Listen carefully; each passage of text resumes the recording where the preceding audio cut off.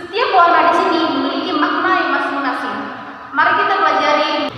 Kita mulai dari warna hijau. Warna hijau ini melambangkan harapan, pertumbuhan rohani,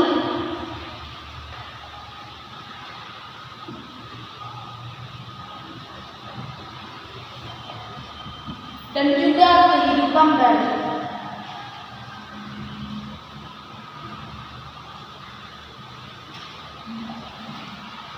Di sini, warna hijau biasanya digunakan dalam warna liturgis gereja Pentakosta saat adanya minggu-minggu biasa ataupun disebut dengan liturgi biasa. Jadi, di luar daripada hari-hari besar Kristen seperti Paskah, kelahiran Yesus Kristus, dan hari kematian ataupun hari besar lainnya. Selanjutnya, kita masuk kepada warna liturgis yang kedua, yaitu warna merah. Warna merah ini melambangkan api pengorbanan,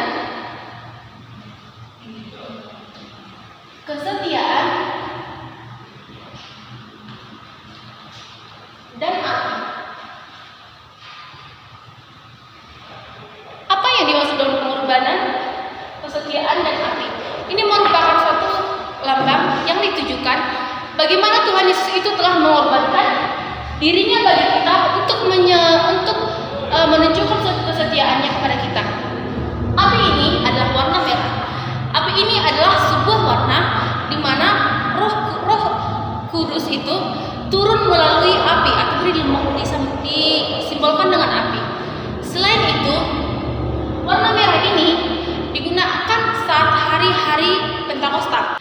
Warna merah dalam liturgis Pentakosta ini digunakan saat hari Pentakosta. Nah, kita ketahui hari Pentakosta itu menjadi hari yang khusus bagi umat Kristen ataupun hari besar bagi umat Kristen. Selain itu, warna merah ini juga digunakan untuk mengingat ataupun mengenang para orang-orang yang telah mati martir demi memperjuangkan kekristenan itu sendiri.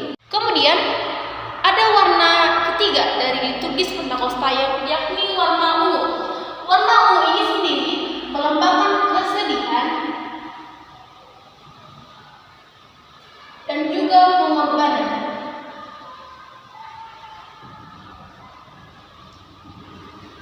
Nah, dalam Pentakosta sendiri, warna liturgis warna ungu ini yang melambangkan kesedihan dan pengorbanan ini digunakan saat hari-hari Prapaskah.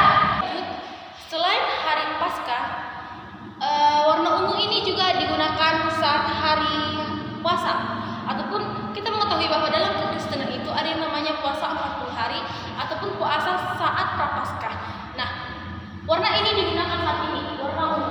Yang kemudian itu ada digunakan untuk sebagai simbol dari penyesalan.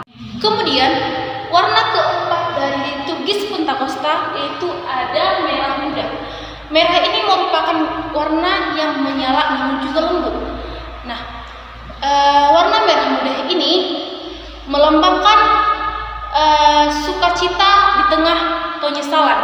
Biasanya dalam liturgis Pentakosta, warna merah muda ini digunakan pada minggu Gaudet ataupun minggu ketiga di hari Advent dan juga pada minggu Leftare ataupun pada minggu keempat di hari Prapaskah.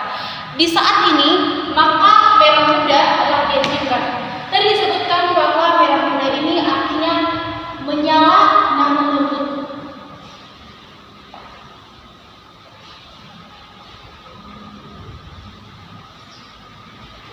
Yang digunakan untuk melambangkan ataupun sesudah dari penyesalan dari orang-orang Kristen. Adapun warna terakhir ataupun warna kelima dari gereja liturgis Pentakosta yaitu warna putih. Warna putih ini memiliki makna tersendiri, yakni kesucian, kegembiraan, kekudusan, dan juga kemurnian.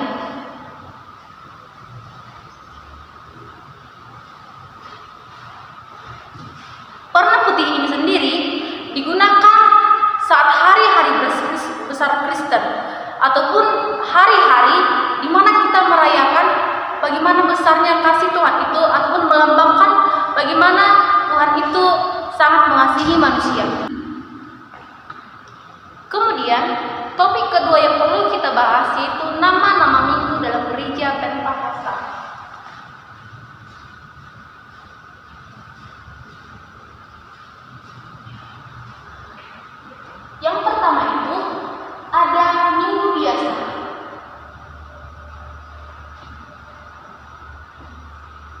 juga disebut dengan periode liturgi biasa. Sedikit saya jelaskan mengenai minggu biasa ini.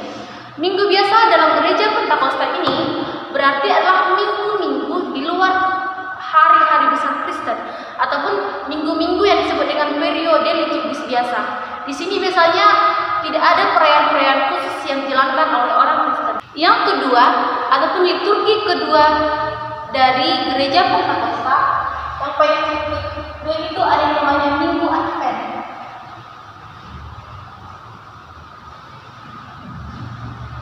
Nah, Minggu Advent ini sendiri adalah minggu di mana penantian umat Kristen terhadap kedatangan Tuhan Yesus Kristus itu sendiri.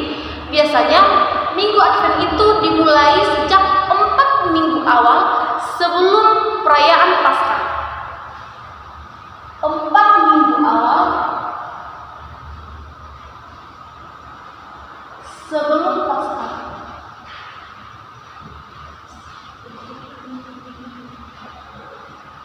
Yang ketiga itu ada yang namanya Minggu Natal.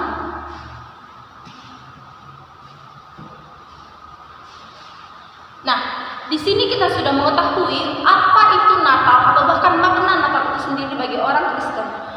Dalam gereja Pentakosta sendiri, Minggu Natal ini biasanya ataupun hampir memiliki kesamaan dengan gereja-gereja lain ataupun aliran-aliran lain.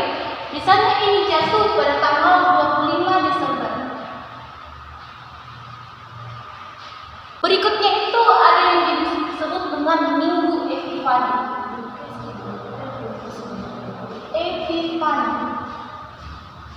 Adapun yang dimaksud dengan Minggu Epifani ini adalah minggu di mana orang Kristen ataupun aliran Pentakosta sendiri pada Minggu Epifani ini orang-orang Kristen khususnya pada aliran Pentakosta ini merayakan bagaimana Yesus menampakkan diri sendiri kepada bangsa-bangsa. Biasanya ini diadakan pada awal tahun pada minggu pertama. Biasanya terjadi pada tanggal 6 Januari.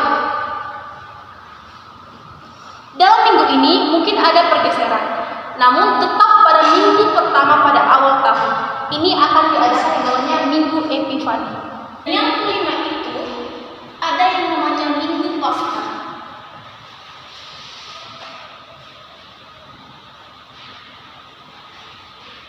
Dalam gereja ataupun aliran Pentakosta sendiri, Minggu Paskah ini biasanya dirayakan ataupun diberlakukan setelah beberapa minggu setelah perayaan Paskah. Kita masuk kepada nama minggu terakhir dari gereja Pentakosta. Yang terakhir itu ada Minggu Pentakosta.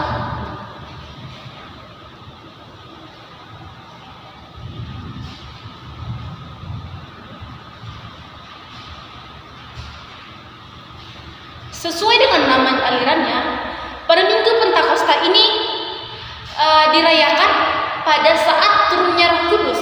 Kita ketahui turunnya Roh Kudus itu adalah setelah hari ke-50 dari kebangkitan Yesus itu sendiri. Hari ke-50. Maka sebelum merayakan hari ke-50 itu sendiri, dalam aliran Pentakosta akan diadakan yang namanya kebaktian 10 malam. Sekian pemaparan yang dapat saya sampaikan. Terima kasih untuk Ibu yang telah memberikan tugas kepada kami dan kepada teman-teman semua yang telah menyaksikan. Terima kasih. Shalom.